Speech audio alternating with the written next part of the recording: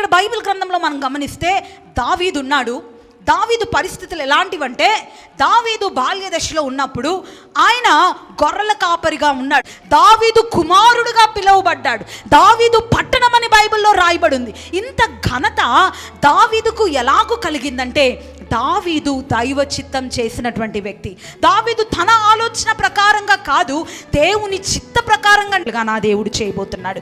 తగిన సమయంలో ఆయన, అది సేవకులైనా విశ్వాసులైనా ఎవరైనా పర్వాలేదండి, దేవుని సన్నిధిలో మనల్ని దేవుడు ఘనపరిచే వరకు ఆయన చేతి క్రింద మనము దీన మనస్కులమై తగ్గించుకొని తగిన సమయము కొరకు మనమేదో బయట కనబడాలని ప్రయాసపడక దైవ చిత్తం నెరవేర్చే వారంగా మనం ఉంటే ఒక రోజు వస్తుంది, దేవుడే మనల్ని ప్రజలకు వెలుగుగా నియమించు.